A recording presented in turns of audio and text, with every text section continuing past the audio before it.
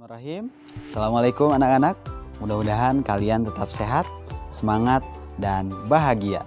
Mari kita simak materi berikut ini. Assalamualaikum warahmatullahi wabarakatuh.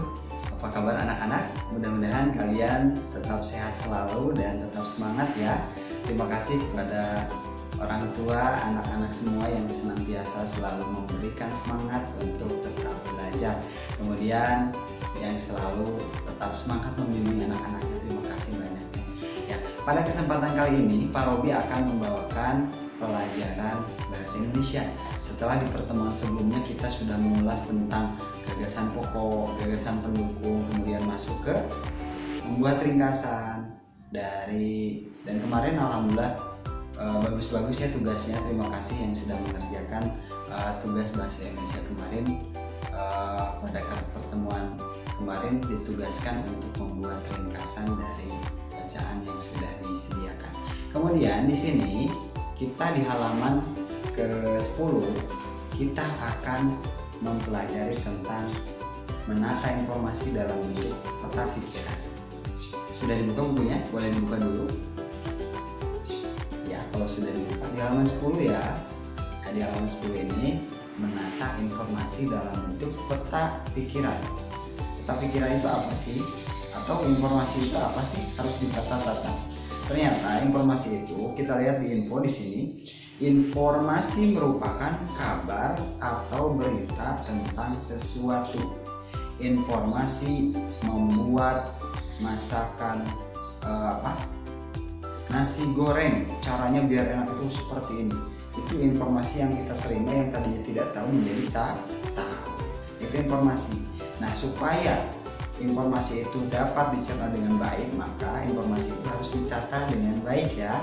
Bagaimana cara menata informasi itu? Nah, diantaranya adalah menata informasi dalam bentuk peta pikiran.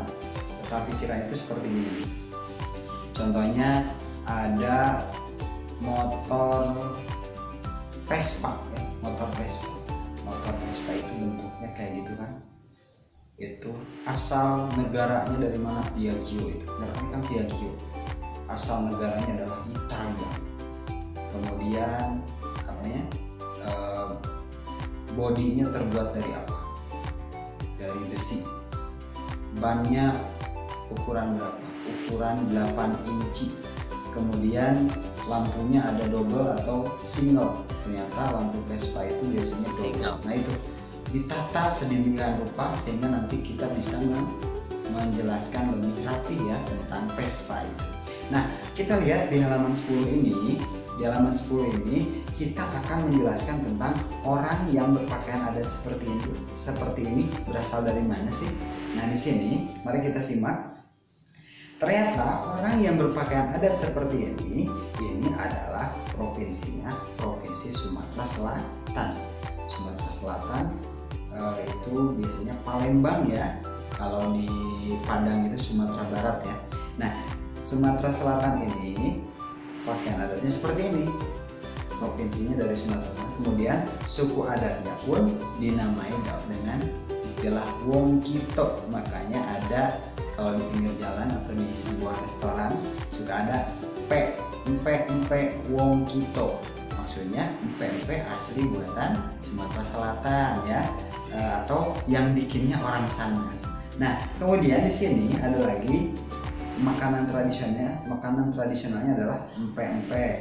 Kemudian bahasa adatnya adalah bahasa Palembang.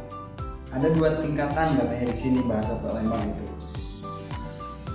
Ada bakso Palembang sari-sari, ada juga bakso Palembang halus. Apa bedanya? Bakso Palembang sari-sari itulah bahasa yang digunakan oleh masyarakat dalam aktivitas sehari-hari. Sedangkan bakso Palembang halus itu adalah bahasa yang digunakan ketika melakukan percakapan dengan pemuka masyarakat. Jadi lebih resmi, lebih halus ya. Nah, itu kemudian ada lagi pakaian adatnya itu namanya apa? Di sana ada Aisan Gede Songket. Itu adalah pakaian adat Sumatera Selatan.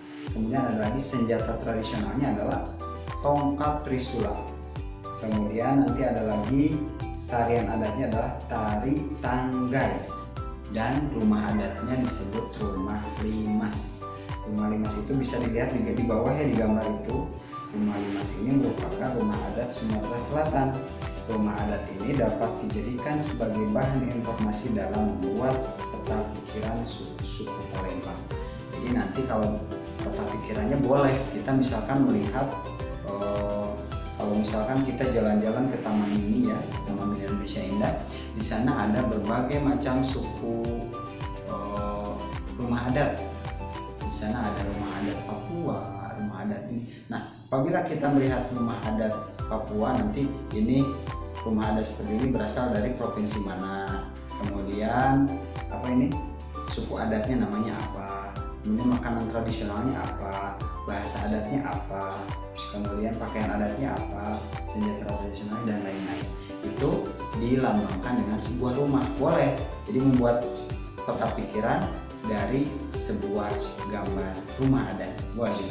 Atau seperti tadi yang Pak Robi jelaskan, boleh berupa gambar motor Vespa rodanya dua, terus terbuat di bodinya terbuat dari besi, kemudian bannya memiliki ukuran 8 inci dan lain-lain. Boleh seperti itu. Nah, di sini ini adalah tentang Sumatera Selatan. Nanti kalian juga boleh membuat peta pikiran seperti ini. Ini kan tentang Sumatera Selatan. Boleh nanti kalian membuat peta pikiran tentang Jawa Barat ya. Nanti kalau ada di sini ada orang, jangan orang, misalkan tulisan di tengahnya itu adalah Jawa Barat.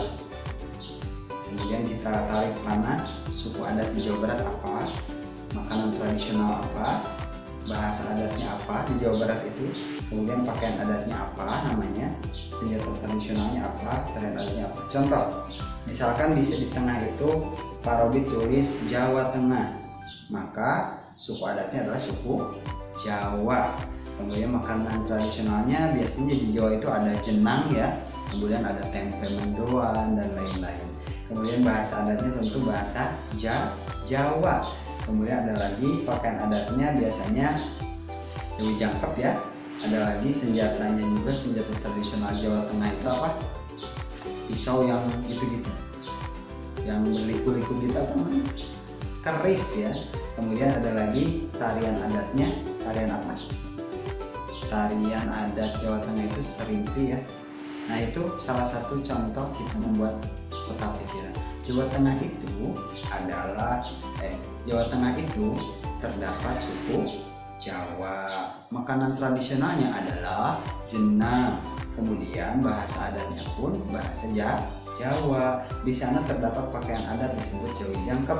Kemudian ada lagi senjata tradisionalnya adalah keris. Kemudian tarian adatnya adalah tarian serimpi. Dan satu lagi rumah adatnya apa kira-kira? Rumah joglo. Nah, itu Jawa Tengah. Nanti kalian buat ya tentang peta pikiran dari Jawa Barat. Gampang sekali ini. Kita kan sudah lama tinggal di Bandung ini ya. Bisa di Ketapang ini pasti kalian tahu tentang mengisi kolom-kolom yang ada di sini. Itu saja pembelajaran bahasa Indonesia kali ini. Mudah-mudahan kita senantiasa tetap semangat belajar, diberikan kesehatan Allah Subhanahu wa taala. Mohon maaf apabila terdapat kesalahan dari Pak Robi. Insya Allah di pertemuan berikutnya kita akan berjumpa kembali. Kita ucapkan alhamdulillahirabbil alamin bersama-sama. Wassalamualaikum warahmatullahi wabarakatuh.